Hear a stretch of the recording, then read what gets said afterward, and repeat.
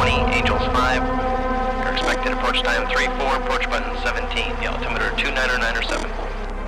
90907. Marshall Victor 211's with you, single. Today's guest is no stranger to the camera or microphone. We know him best for asking the big questions, but today he'll be discussing them.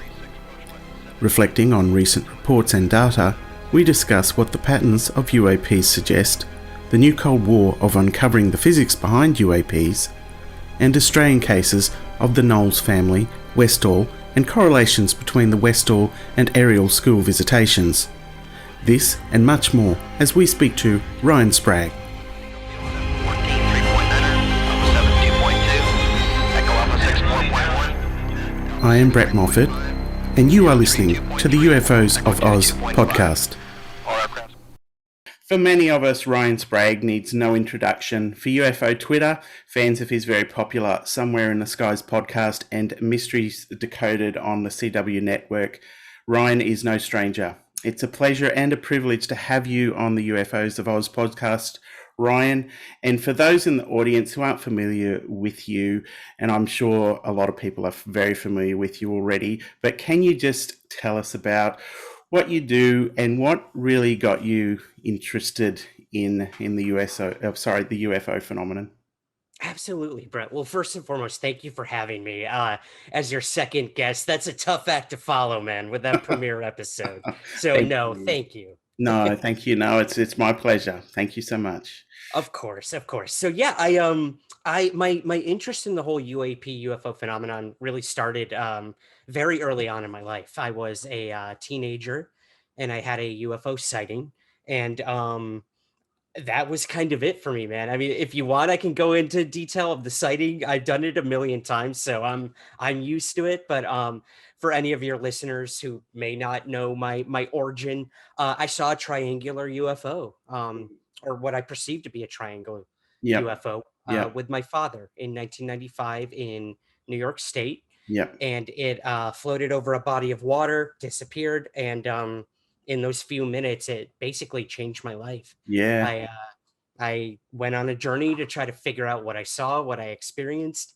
And that was it, man. I went off running. I did my first UFO interview with a witness at age 13 with a Vietnam veteran of all people. Yeah. And who had a Foo Fighters sighting, not of the band, but of the actual UFOs. Yeah.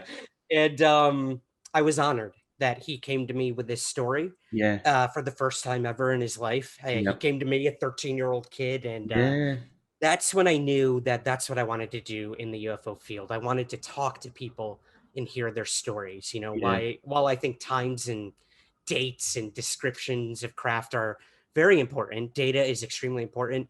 For me, it always came down to the person who had the experience and had the sighting, because I've been in their shoes. I've looked up and saw something I couldn't explain, and it ultimately changed my life. So that's kind of my origin story. Oh no, and that's a pretty incredible story. Was with the craft that you saw, based on the other, like a lot of other testimonies we hear about the triangular craft, was it moving fairly slowly and silently, or was there any noise or anything?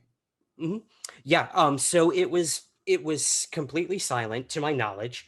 It was pretty high up, so maybe there was some sort of noise coming from this thing, but not that I could hear personally. Yeah. I also was listening to Green Day on my headphones at the time, and dude, I blast my music. I'm like deaf now because of it. So thanks, 13-year-old Ryan. But I could not hear any noise coming from it. I flipped my headphones off, and all I could hear was the water hitting the dock outside of this motel that I was staying at. Yeah. And all I could hear that, and I could hear my dad inside watching a Yankees baseball game. Yeah. And I had those two sounds going on while this triangle was above me, man. Yeah. And it was just like the weirdest, most surreal, bizarre experience ever. But absolutely completely silent and super slow. It was just, at first it was just hovering, and then it started to slowly move over the water. So, you know, I thought maybe it could have been a blimp or or something like that. But it was huge. Yeah. Like, just, I can't even describe how big it was, this triangular formation. Absolutely. And then my father actually came out and saw it with me. So wow. I knew I wasn't making it up. I knew it wasn't like, a plane that I was mistaken for something, because he was just standing there with me dumbfounded. Wow. And, you look to your parent to explain something and they can't. I know. That's really special too, actually, to have had the experience with your dad. They're probably... Yes, I was very lucky. Yeah, absolutely, because that's something very special that you guys, will have to talk about for the rest of your lives. Remember? Oh, and we do, over plenty of beers, man. Yeah. Every time I meet up with him, it comes up in casual conversation because of what I do. I mean, UFOs are, God, 85% of my life, probably. Yeah. So anytime I go home and catch up with the folks, it inevitably comes up some way, somehow. And he's a believer now, man, with everything that's going on in the world today with UFOs and these conversations we've had throughout the years. He has no doubt that what we saw was not a simple airplane or blimp. It could have been some highly advanced aircraft, or it was something from somewhere else. That's as far as I could say. Absolutely. And that's actually, it's a really interesting point you make, because I find one of the things that I kind of, sometimes when I reflect on the UFO phenomenon, I think of it's such a paradigm shift to consider it, isn't it? And even, I suppose, when I see discussion threads and whatnot on UFO Twitter, we often make the assumption that whatever these things are, or whoever they are, think the same way that we do. And it may not be as binary as that. They may not think in terms of good, bad, it's very hard to make any assumptions at all, isn't it? Because we just have no idea. We know that they exist. Absolutely. And I mean, you bring it up to current day in terms of the US government's, I guess, sort of, not conclusions, but admission that they are admitting UFOs exist. And it's taken them a very long time to just do that. But what you're saying is, now we have to ask the harder questions. What are they? Where do they come from? And I think, like you said, most importantly, what are their intentions? We have no idea why these UFOs are here, what they're doing, where they come from. But we know they're here. And that's a big step, I think, in humanity today, to finally, I don't want to say everyone, because obviously not everyone accepts that just yet, particularly the mainstream scientific community, which I'm sure we'll talk about as well. But acknowledgement. I think this is a paradigm shift, not only for an individual having the experience, but for us in the world right now, of being like, wow, like UFOs are something that I actually have to think about now. That's right. My health, paying my bills, what I'm doing next week. I also have to now think UFOs are real. And that's huge. And that's exciting for us in the UFO community, who have, shouted it from the rooftops for decades now, that these things are real. And we should probably look more into that. So, crazy times, man. It is. Yeah, absolutely. Because I think, I would like to think maybe one day in the future, and this is really shooting the breeze, or in terms of, we talk about the way the community works on our planet in terms of trade agreements and, tussles over pieces of the ocean or whatever, and it's like, that's on your side and this is on my side. And when you think about another civilization on a potentially another planet, or where, again, that's an assumption, we're not sure, but if it's just like, it's really hard to wrap your mind around, isn't it? It's actually potentially very abstract, because it's abstract, and it's ultimately very messy if you think about it. I mean, you're right. I don't think these UAP or UFOs, please excuse the drama dog outside of my building also. He likes to be a part of the conversations every now and again. That's right. It is very abstract, and I don't think these UFOs necessarily care about who our world leaders are, the sovereignty of our different nations. These are not things that I believe they would care about or seem to be displaying in where they're showing up in training ranges here in the United States, over military installations in Australia, over nuclear installations in Japan. It's very clear that whatever rules or restrictions we have here on our planet, they're not playing by those rules, Brett. And No. That's a little scary, and it leaves many questions to be asked for sure. Absolutely. No, that's such a good point, because those rules that we have in place, the rules that the military have in place, yeah, look, that's a rabbit's hole. Like, it's a rabbit's hole. When I think of what happened to Commander Fravor, with the Tic Tac and the fact that it knew the cap point, yeah, the mind sort of boggles. You think, they obviously understand us to some extent, you know what I mean? So, yeah, again, it's like, how much do they may understand us way more than we actually think they do. Right. You know, perhaps they're the ones actually writing this narrative, not us.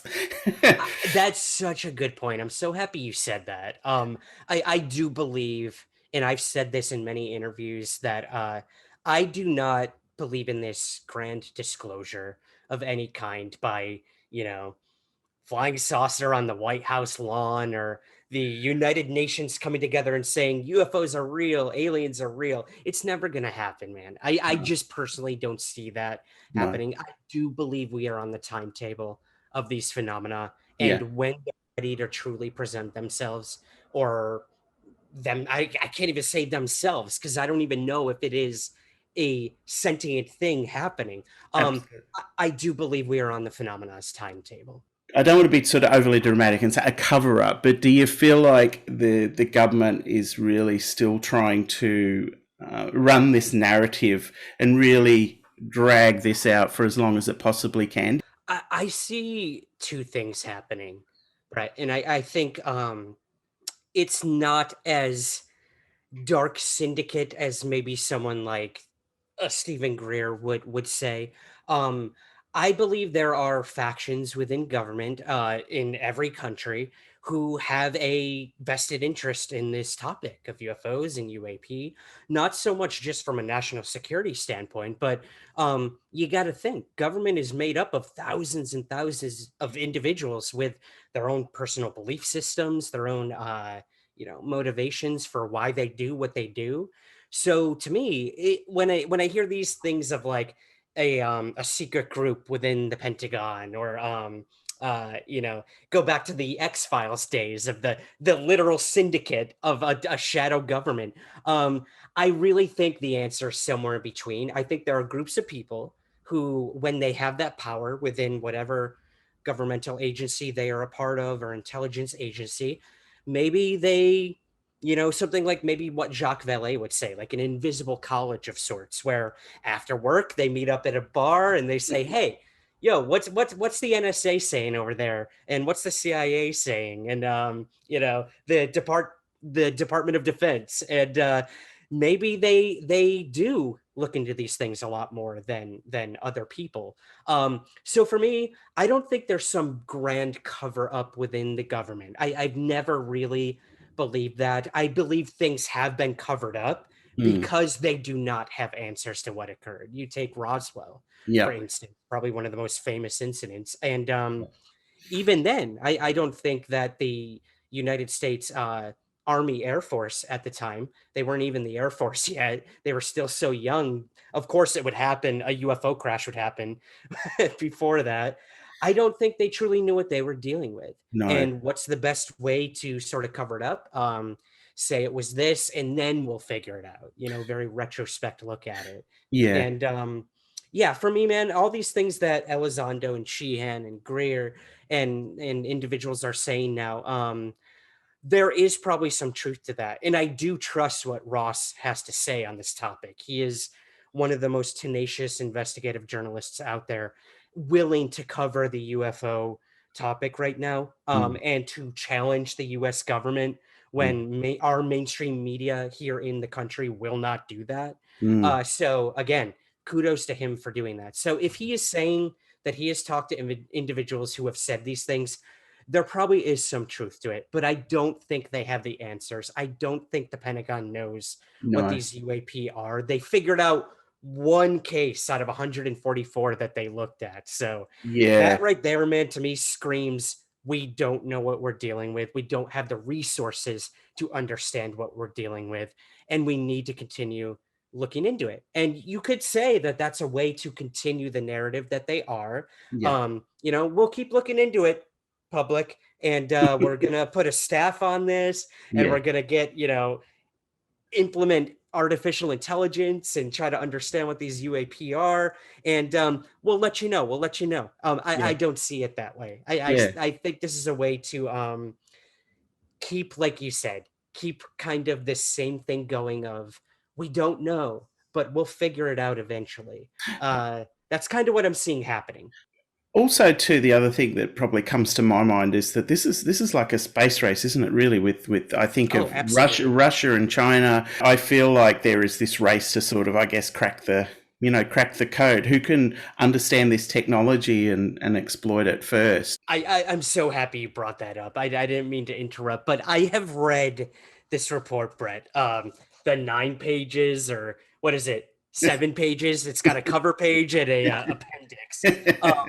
Every word in there, man, was like looked over before this thing went out. And to me, this screams Cold War. It's a new Cold War of technology. And it's not a race so much to like completely crack the UFO code, but I think this is like, you can use this to your advantage. Here in the United States, we're saying it's not top secret United States technology. It can't be Russia. It can't be China. They're so barbaric compared to the United States in terms of technology. So that's out of the picture. I don't believe that for a second.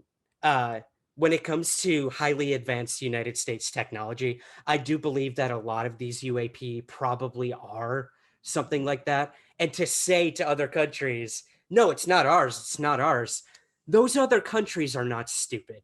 They know that a lot of it is ours, and it's kind of a way to show them, like, and again, it's a way to show these other countries who are adversaries to the United States, or, even Europe, that that's out there. We know it's not yours, but we're going to say it's not ours, but deep down it is ours. So calm down. So I do think you're right. I think this is a race to understand, not so much the UFO, what is behind the UFOs, but more of a race of technology. Again, like you said, China is now going to do their own UFO task force and use artificial intelligence. And Russia won't be far behind when it comes to that. And I do think this topic of UFOs is a very clear way of doing that, of kind of spreading that out to the public of, these things are happening. We don't know what it is, but we're going to keep it in the shadows, I guess.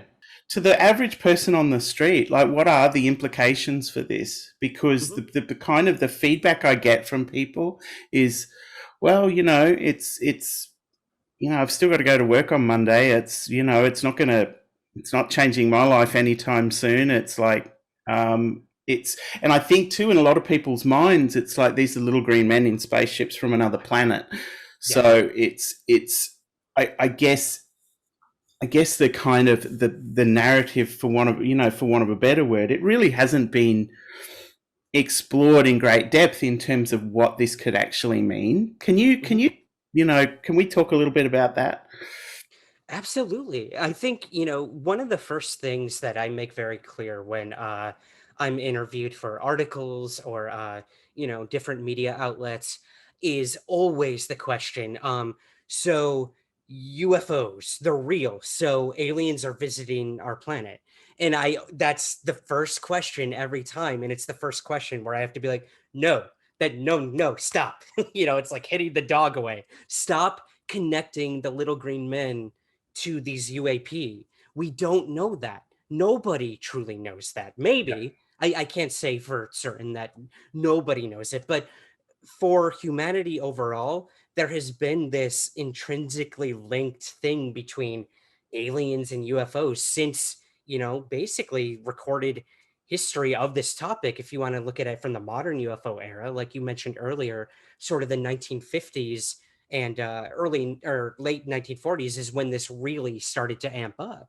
And right from there, it was this connector between aliens and the UFO. And I always try to keep them separate in the work I do. I am a ufologist. I love studying UFOs. That doesn't mean I don't look at close encounter cases or quote unquote alien abductions, but I never am one to rush to judgment of, oh, someone saw this and, they had missing time. I don't automatically say, oh, they were abducted by a being from another planet. Like there's just no definitive or scientific proof of that. Yeah. So I think you're right. I think where we are right now is we had the United States government admit that UFOs are real. But how is the overall perception of that going to come across? Oh, they're saying aliens exist. So of course you're going to get Neil deGrasse Tyson on television. You're going to get, nuclear physicists and people saying this isn't possible. Aliens could not have traveled to our planet. Like let's not put the cart ahead of the horse here.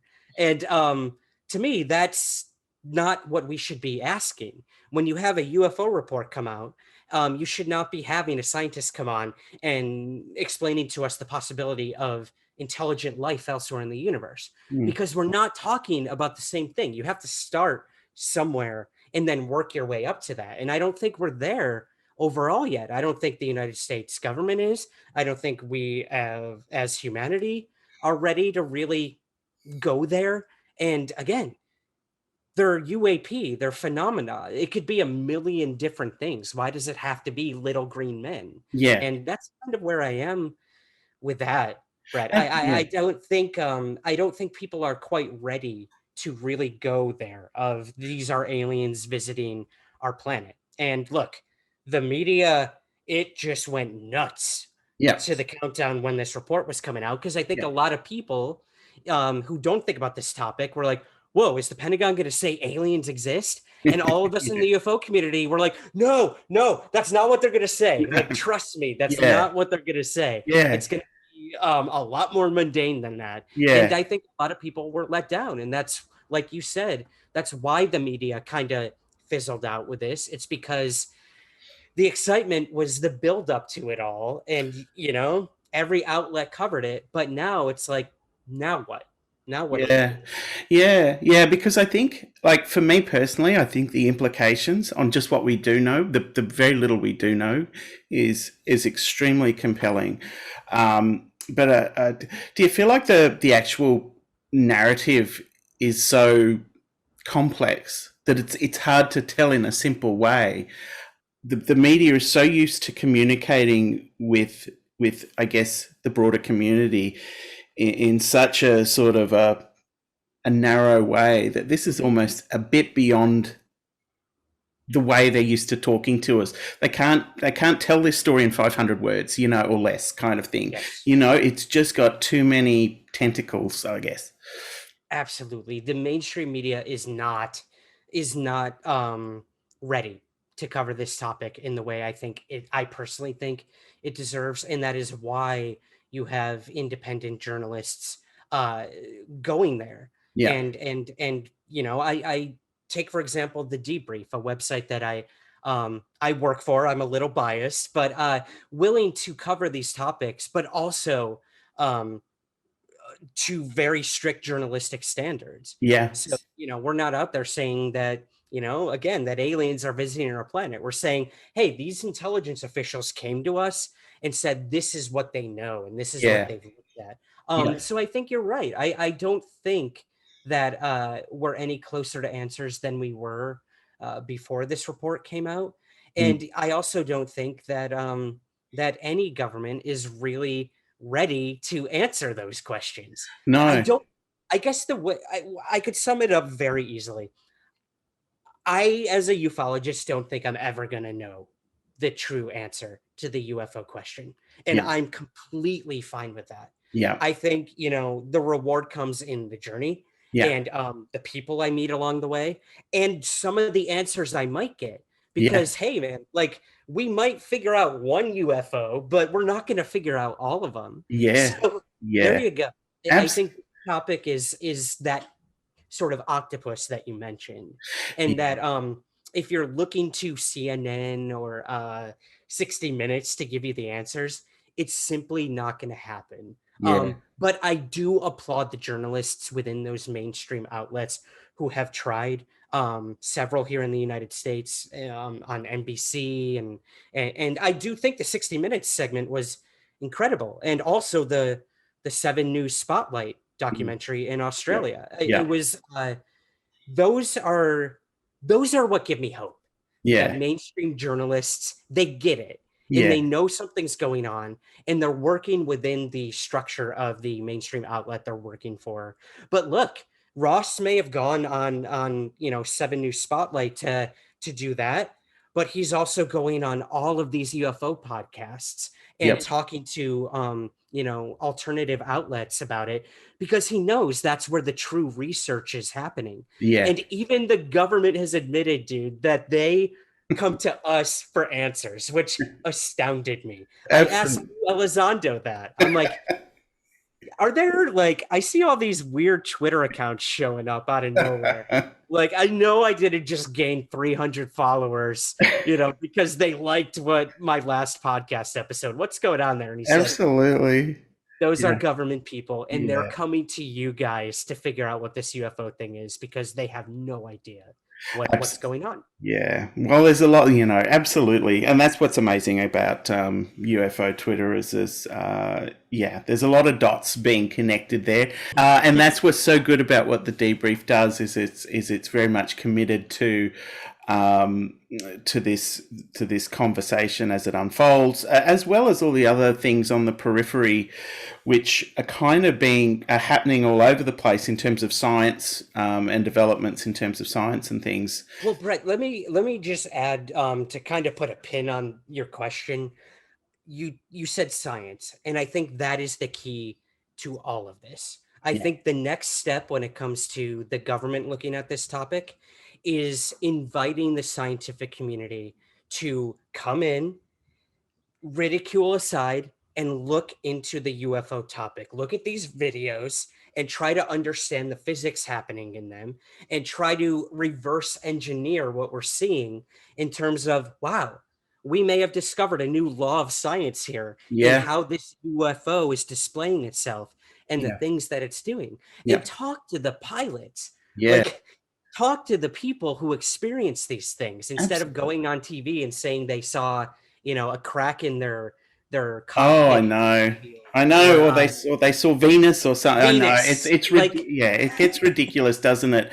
Yeah, in some of those cases, particularly with all the discussion that's happened around the Tic Tac incident, it's just it's kind 11, Brett. There were 11 near misses with UFOs in this UAP report. Like, that's not a misidentification. That is a solid object being picked up on radar, being picked up on camera, being picked up by satellite, brushing past an aircraft. So you're right, man. Again, I think the next step is the scientists. They are going to be, I think, the harbingers of truth when it comes to this topic. And they need to be a part of the discussion, and we need to get them involved with the government. Again, we were talking about a few people in a basement who were doing this Pentagon report on the side. After their 9-hour day at work and a couple beers, a glass of wine, and then they're like, oh, I got to do this stupid UFO thing now. Like, let's put some honest to God science to this thing and figure it out. And there's incredible scientists out there who are willing to do that. So I have hope. Where does the discussion go without the scientific community and also the data from outside of the government? Again, this report was strictly military UFO encounters. And for every one of those, man, there's thousands of people around the world who have seen these things as well. Absolutely. So like invite that to be a part of the data. Otherwise, what's the point of looking at 144 cases? That's not going to determine what UFOs are strictly because they were military observers. Yeah, they're trained observers, and there is a high level of credibility to that. Yep. But so is the law enforcement officer who saw you. So is your barista at the coffee shop. Like, I don't care who these people are or their level of intelligence. They saw something they could not explain. Absolutely. And whether it was an identification or not, yeah. or they made it up, whatever.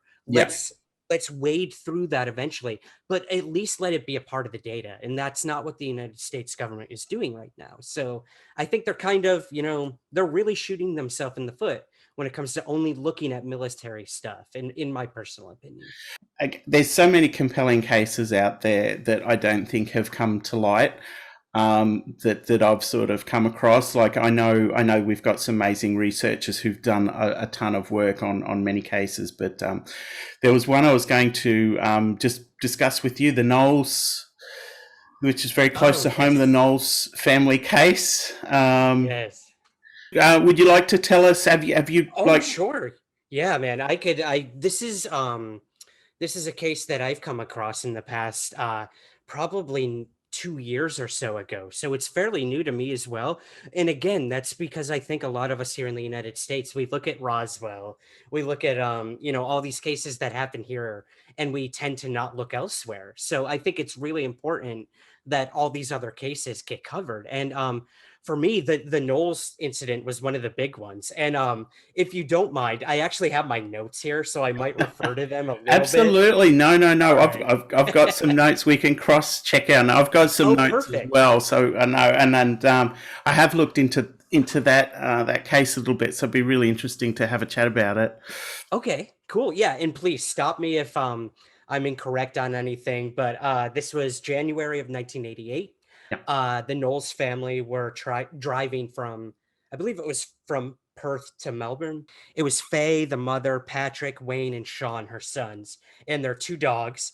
And it was about 1 a.m. and they're driving down this desolate road, and the radio starts going nuts. Very Close Encounters of the Third Kind-esque. Yeah. And Sean, I believe, was driving at the time. He was the only one awake. Everyone else was asleep in the car. Again, it was like around 1 a.m.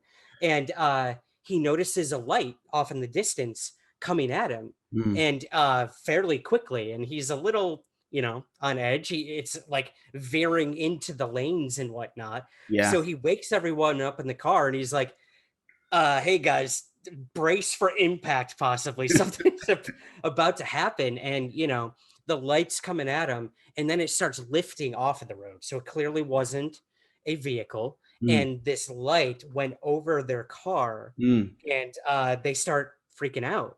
Yep. And they pulled over at one point, and the light disappeared out of sight. And then Sean gets back on the road. He's like, okay, everything's all right. And as they're driving back home towards Perth, they notice that the light is now behind them and coming at them very quickly. Yeah. And this is where the story, Brett, just kind of went off the rails. The light goes above their car, and they feel a thud on top of the car, like something landed on the roof, and it actually dents the roof of the car. Yeah. So mind you, the car is still moving at this time. So they're freaking out. Sean's trying to stay consistent on the road. The dogs are going nuts. Yeah. And that's when they felt the car literally lift off of the road. Yeah. They were being elevated by whatever was above them. Yeah. So naturally, this is the point where I think they all were like, something truly extraordinary is happening. And Faye, being the mother, the protector, she actually rolls down the window and puts her hand out and could feel this UFO, this craft above her, and is trying to like dislodge it from their car. Yeah. And she said that her hand, it got burnt, and it was very hot. Yeah. And she had like a very strange black dust or powder all over. Yeah. Okay. So at this point, They're freaking out. The speedometer on the car is something like over 100 kilometers per hour, or something like. I think it was 200 kilometers per hour. 200. Yeah. Oh. So, can you imagine the tires going that quick and then getting back on the road? What could happen? But that's inevitably what happened. Yeah. The car starts to lower. It feels like they're dislodged from this thing, and they're back on the road, and they hit with such force, the impact, that I believe one or two of their tires like burned out. Yeah. And that's when Sean's like, all right, well, this is done. They pull the car over as best they can. They all run out of the car, hide behind a bunch of bushes. Yeah. And that's when they actually saw presumably the craft that had done this. And they said it was very big. It was illuminated. It was shaped like an egg in a cup, I believe Sean said. Yeah. And eventually disappeared out of sight. Yeah. And this is when a few trucks pulled over and helped them get to a service road station and get their car fixed up. And then that's when they reported it to the police. And there was an investigation. I believe a local group in Australia came and investigated this from Victoria, I believe it was. And they got some of this black powder that was on the car, that was on Faye, and they had it tested, and there were extreme signs of radiation within this dust in these elements. And that was kind of it, man. The story went viral in Australia, as viral as it could back then, and started picking up steam across the world. And the Knowles family became semi-famous for a little while, but I don't think in the way they truly wanted. They wanted to get their story out there of what happened, and it was immediately ridiculed. And everyone made fun of them and said they were, it was mass hysteria. And this family they made it all up. It was all a hoax. And it did not end very well for them. They were sort of laughed out of, their town there in Perth. And I felt so bad hearing how this thing ended for, and that, that's the price you pay for coming forward with such an extraordinary family. But when you look at them in interviews, they were clearly affected by whatever this event was. So, absolutely. And in this case is not talked about enough, in my personal opinion. So I thought it was definitely worth bringing up in your neck of the woods. I recall seeing them in an interview. They had an interview fairly shortly afterwards, and they were still clearly quite shocked and affected by it. But absolutely, that there's the stigma which continues to this day. Obviously back then I think it was even worse. But I think what's really interesting about this case, and it's a phenomena that's known here. I'm not sure if it's really known overseas, but have you ever heard of Min or Min lights before? Yes, I do believe I've come across the term, but please elaborate because oh no, my pleasure. But the Min lights, it's very much to the phenomena that we just spoke about with the Knowles case, which is lights that tend to approach vehicles, usually on lonely highway roads, usually in the outback. They basically go back to the Aboriginal Dreamtime. So, a scientist, I think, from Queensland University did some study and sort of on the Min lights. To my knowledge, he really was only able to sort of partially explain them from a scientific point of view. And interestingly, I don't think his explanation covers all of the so-called Min light occurrences. He sort of describes a kind of climatic aberration, I guess, where cold air meets hot air, and it creates this glow on the horizon, and that can potentially be seen from a long distance away. But there are many other instances of reports where it's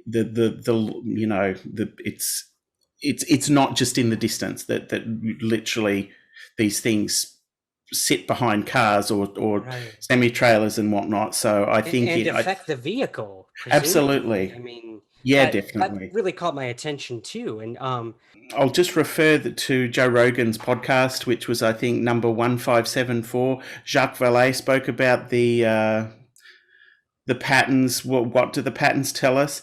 Do you think that there's Can you talk about this interest in nuclear energy and even like the skill? Like, I'm not sure if we can extrapolate anything or make any kind of correlation between where a lot of sightings have happened, but can we talk a little bit about what the patterns could suggest? Yeah, absolutely. So, and you did bring this up earlier that a lot of this seemed to really explode in the 50s. And you look at, this is the age of the atomic age. This was the literal atomic age.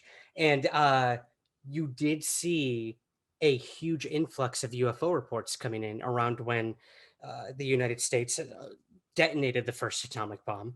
And a lot of people sort of, zoom out and think, oh, that was a beacon to whatever was out there of what this tiny planet over here could do and the capabilities they now possessed or harnessed, I guess. And that's just as good as an observation as any, I think. And I do believe that there is a extreme interest in our nuclear capabilities by these UAP UFOs. I came across a case just the other day that happened this year in Japan, where UFOs were sighted over a nuclear reactor. Right here in New York, where I live, there was a case back in the 80s where a huge dome-shaped UFO was reported over another nuclear reactor, and this was seen by every guard at the time that was at this installation. And then you go to the more famous ones where they have possibly turned on or turned off nuclear missiles, which is terrifying. And we have dozens and dozens of cases, and we have testimony from people who worked at these installations willing to come forward and say, yeah, yep, flipped them on. I wasn't able to get them off. I can't tell you what it was, but there was something above the installation at that time. Yeah. So I do believe that there is a strong pattern and connection when it comes to UFOs and our nuclear capabilities. And you look at something even like the Navy UFO sightings that have occurred here in the United States that have been made famous now by the New York Times. A lot of these carriers are powered by nuclear energy. So there you go. You don't even need nuclear weapons on these things. It's just the nuclear energy powering these huge vessels. Yeah. And is it a way to either, some believe maybe even this is a way to attract UFOs, that this is the way the military has tried to almost go fishing, put that nuclear bait out there and see what these UAP do. So I do believe this is a huge piece of the puzzle, Brett. I honestly do. And again, it's not just here in the United States. This is happening at nuclear installations all over the world. Yeah. And I guess you could argue that these are just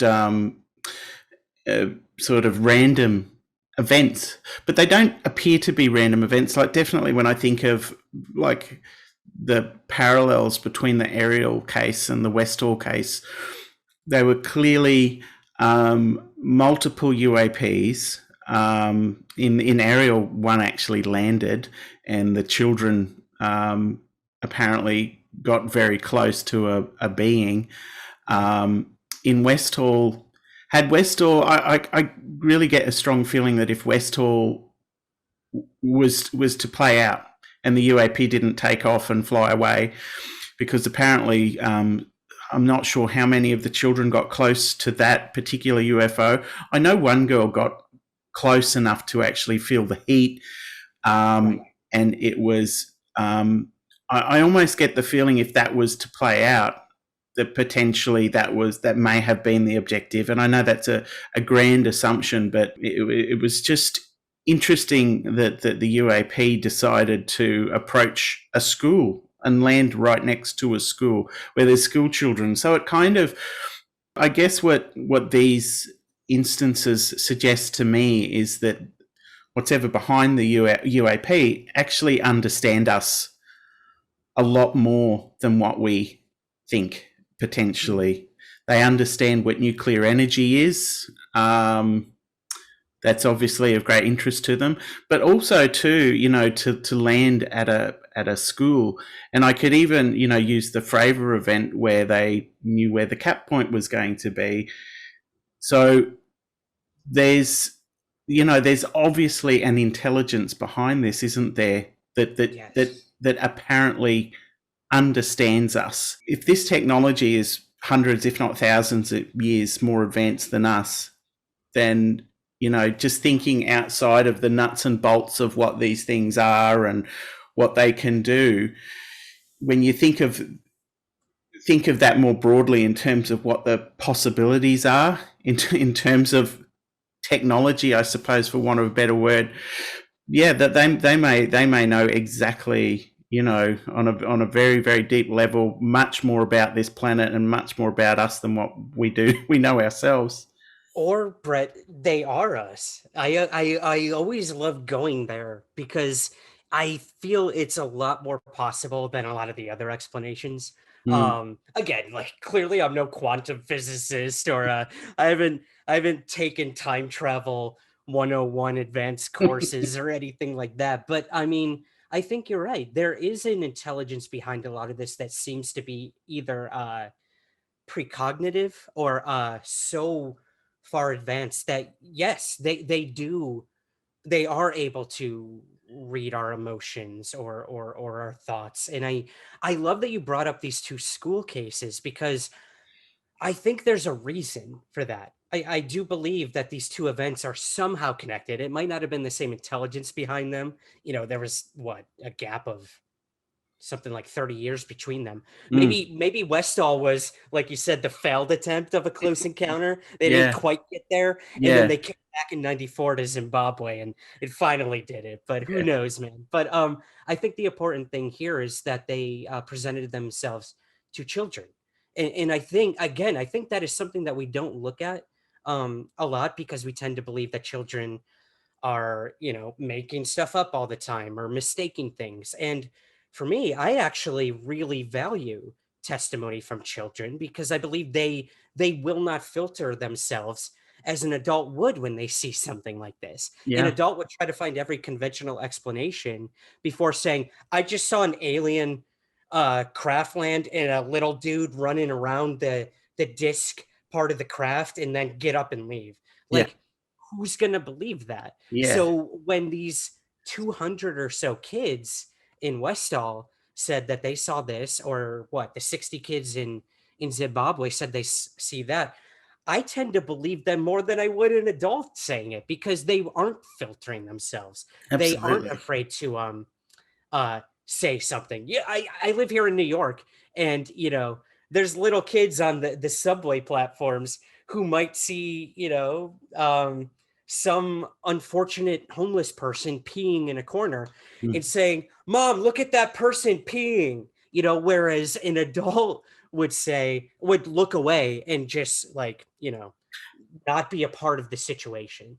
So again, I think children are extremely honest, and they don't care what people think about what they're saying. And I firmly believe those events happened. I spoke personally to one of the primary witnesses of the Zimbabwe case, Selma Sadiq, and that event changed her life in many positive ways, and for some of the children, not so positive ways. So then you wonder, do these events happen and they want to see how it plays out in the observer's life? I love thinking about those things, the aftermath of an event. That's what I do in the UFO field, is I focus on what happened after the event, how it changed an individual. So I go back to these children cases and be like, they were meant to be a part of this. This wasn't happenstance.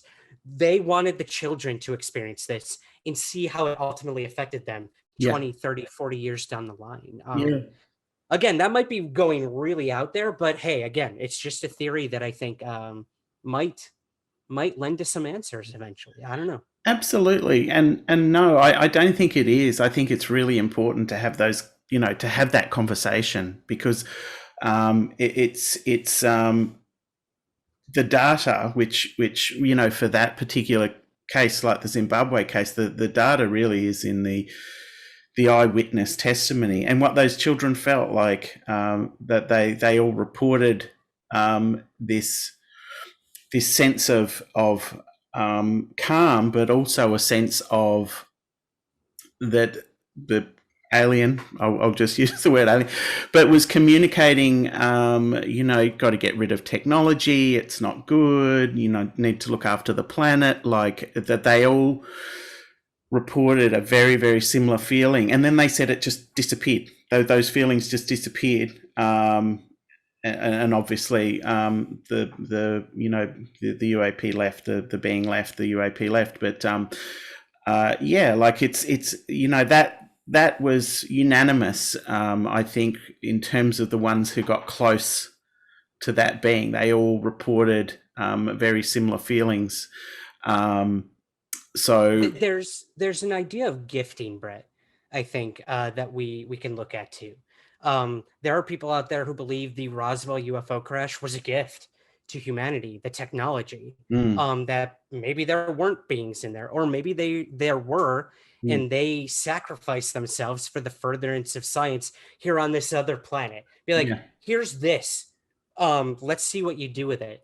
Maybe, again, these children who reported that they saw images of the world being destroyed, and you have all these contactees back in the 60s saying the same thing, like, stop the nuclear arms race. This is what the aliens told me. Like, yeah, I'm sure a lot of them were making it up or were delusional, but maybe there are some who actually experienced that. And look, that message has been linear throughout the beginning of the whole contactee movement up until today. Stop destroying the planet. Technology can be used for good, but it can also be used for very bad things. So what did happen with that Roswell craft? Has it been implemented into the world in a good way, if it was alien and so far advanced, or has it been used, like always, to militarize technology? Obviously, we can't answer those questions, but yeah, maybe it is these intelligence gifting us with knowledge or messages or even technology to see what we do with it. And clearly our planet is still suffering in many different ways. So we're clearly not using it to the potential I think we could, but maybe we will. I can't tell you, but I do think child encounters are a lot more important than we give them credit for. Yeah, absolutely. No, and thank you so much. Thank you so much for discussing that. So, what is happening in your world at the moment? What are you working on right now that you're happy to discuss with us and the listeners? Absolutely. Always something, man. I never stop. I do the weekly podcast, Somewhere in the Skies, every Monday. And I'm coming out with a really fun episode this week where we discuss the origins of Tom DeLonge's company and the enigmatic general in the Air Force that may have put all of this that we're talking about into play. So that was a fun discussion. I'm talking to Ross very soon. He's coming on the show to talk all about his doc in Australia and his upcoming book coming out. But other than that, I have a new season of Mysteries Decoded premiering very soon here in the United States, where I went out and investigated some pretty well-known UFO cases and found some awesome new evidence for them. So hopefully you guys can get it over there too. If not, let me know. I'll Absolutely. Yeah, I did. I actually went looking for, I couldn't, I think there could be some stuff on YouTube, but it's not readily, easily available, actually. It never is. We didn't get Ross's doc here in the United States, so I unfortunately had to go through the back channels for that. Oh, okay. I'll have to apologize to him, but no. I think he'd be very happy to that the more people that could get to see that, that's what's important, the better. But I think it may be becoming available soon, but it wasn't probably not soon enough, but yeah. And you're working on a book as well. I know you're working on a new book. Yes, yeah. I thank you for bringing that up. I always forget to mention that. Yeah. So my most recent book came out last year. It was the second edition of my book, and it was 80,000 new words. So it was basically a brand new book. But again, I'm all about the aftermath of UFO events. So I always want to continue the story. These things don't just happen and then it's over. Yeah. They have lasting impacts on people. Yeah. So I'm working on a new book right now, where I do revisit some of the stuff I've done in the past, but I'm going to be focusing on individuals who find themselves in my shoes, in your shoes. They are a part of the UFO research community, or the paranormal community, or anything unexplained, and trying to understand what ignited, I think, the flame in these people to want to dedicate their lives to uncovering these mysteries, and the many profound experiences they've had along the way. So it's probably the most in-depth and most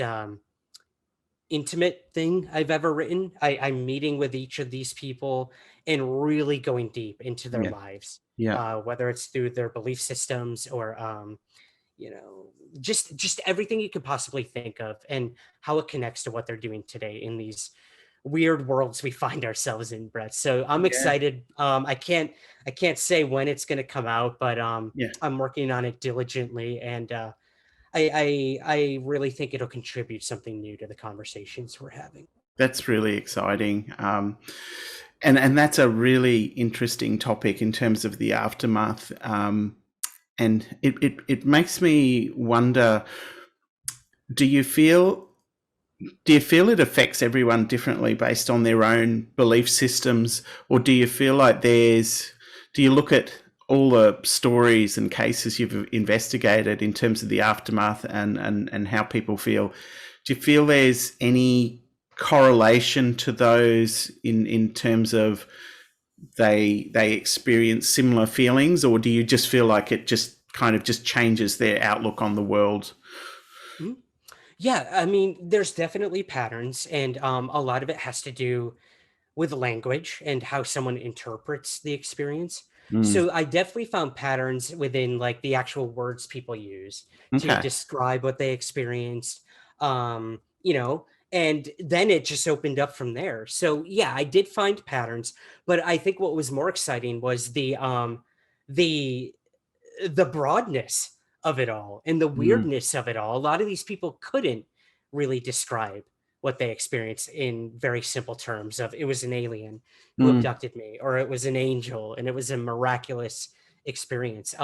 It really depends on the lens in which you look at the experience. And for every person in the book, it was different. And I thought that was amazing. I think I set out to find patterns, and I came out on the other side being like, you can't. You can't.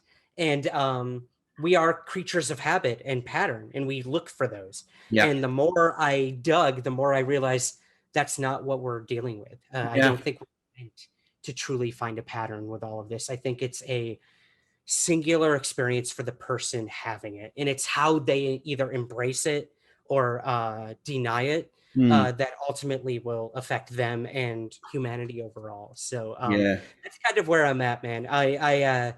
I feel like more and more people are feeling comfortable coming forward with these things and normalizing these topics. And the more people that come forward, the more it becomes okay to talk about it. And then we can start having those bigger conversations of, is it alien? Is it interdimensional beings? Or really dealing with. So yeah, I can't pretend that I'm going to find answers, but I'm going to keep trying, man. No, absolutely. And that's why the work you do is so important, because there are so many areas in this whole phenomena which is which needs to be investigated, in terms of, well, they should, that phrase, gumshoe detectives. We need a lot of gumshoe detectives doing different things. And part of my research is actually understanding our culture interprets this and how it delivers this, and I feel in many ways, and this often happens, I guess, with many people who experience things that because there is no data to support their experiences, they often get dismissed as, well, you know, you might have been confused, or, you know, how many pills have you popped lately, or whatever. You know, there's always kind of unless there's data, it's obviously really hard to be objective. But and you might be able to speak to this too, but people who have experiences, you know, who really believe in those experiences, I guess you might believe in something but never actually had an experience of it, and that can be a little bit different to something you have had an experience of, which may cause you to think differently. Like this actually happened yesterday. This is like so weird. I had to get my hair cut, and I was rushing to the hairdressers, and I just pulled into it was like parallel parking. There was like a building. It was like an industrial kind of building there, and I just like pulled in, and I went and had my hair cut, and that was all fine. And then when I came back, I sat in the car, and there was this building, and there was a hedge. It was about 5 feet tall hedge. Mm-hmm. Anyway, there was a big section cut out of the hedge. It was like 1.5 meters, and graffitied on the wall right in front of me. I was just sitting there looking at it. I just sat there, and I like looked straight ahead. Was UFO graffiti. Oh, no way. I was like, wow. Okay. And I thought, like, I wasn't looking, like, it was so weird, because I came home and I told my kids and my wife, and I said, I don't know what it means. It was just that, like, it's just one of those things. It's just there, you know, and it's like, I know anyone could have seen that, but it was just weird that when I sat in that car, it was like, it's like... That is the world giving you a message, man, or the phenomena. I truly believe that. And again, it's what you choose to do with the power you gave that experience. Yeah. And that's kind of where I think all of this really lies. It's how you both interpret the experience and how you decide to integrate it into your life. Yeah. And again, for those kids in Zimbabwe and Westall, some of them really just, you know, leaned into it and really embraced it, and it helped them. And some, look, they denied it. They became really depressed, or some were driven to alcoholism. Like, it really is up to you how much power you give something like that. Yeah.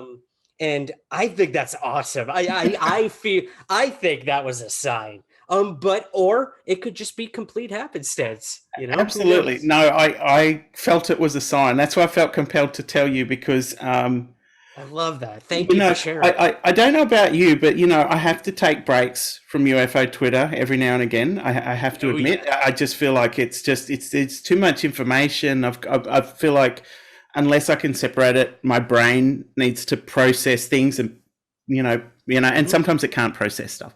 So it's weird, because I have these moments where it's like, no, I need to step back, and then I'm back into it, and then I need to step back. Anyway, I felt like that, and that's the thing. Like, I'm not going to, necessarily go back there and look at the wall again. But it's just, I think, as you say, I think it was like it was the universe or whatever sending me a really strong message. It's like, hey, dude, we know you're struggling, but here you go. Here's the message. You need to see this. Don't give up. Keep going. Like, it's just. That's what I took. I think it would not serve me to deny it, or kind of go, oh, that was a coincidence, and then just move on from it. Like, I personally, I won't read into it too much, but I do definitely feel like it was some kind of a hint. I have no doubt. A hint, a nudge, whatever you want to call it. Yeah. I think these phenomena are so teasing and tricksterish that they are that weird for a reason, and they do whatever the hell they want. It goes back to exactly what we were saying. They don't care who the United States president is, or or, the prime minister of this country, this, that, doesn't matter. Yeah. Like, this could all be a game to them, and it could be all for fun. And hey, if we're even being invited into that game, I think that's awesome, because I was always picked last in gym class, man. At least I got picked. That's the way I look at it. And I got picked for ufology. So yeah, that's it for me. I know. It is. It's a very exciting game. It's a fun game, and it's always changing. But it's also fun, and it's good not to take it too seriously sometimes, even though Absolutely. A lot of serious stuff is going on. You do need to kind of, put it all in perspective and whatnot. But yeah. Agreed. Good stuff. Look, I think we'll wrap it up there. It's been amazing to meet you in person. I know we've been sort of emailing, and I've been following Somewhere in the Skies for a really long time, and it's a fantastic show. And thank you so much for the contribution you make to ufology, and I think to presenting the stories and presenting all the information that you do to the community. Hopefully that stuff is getting out to a much broader community. Hopefully it keeps continuing to do that. But thank you so much, Ryan. I really appreciate your time today in talking to me. And we'll catch up again soon. Absolutely. My pleasure, my honor, Brett. Keep doing what you're doing, man. We need you. No. We need you in this game, in this fight. And I have no doubt you're going to shoot to the top, man. So thank you. It's been a true honor. Good stuff. Thank you so much. My pleasure. 6 for 20, Angels 5. Your expected approach time 3-4, approach button 17, the altimeter 29097. 9097. Marshall Victor 211 with you, signal. 211, Marshall case 3 recovery. 211, Marshall 060 for 22, Angel 7. Your expected approach time 36, approach button 17, altimeter 29097 in Sayre State. 997 8.0.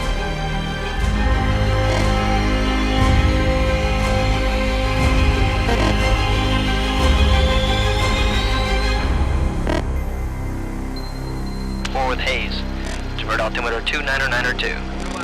Bingo fuels F14 3.9er, Alpha 7 2.2, Echo Alpha 6 4.1, Alpha 6 3.5, Sierra 3 2.3, Echo 2 2.5.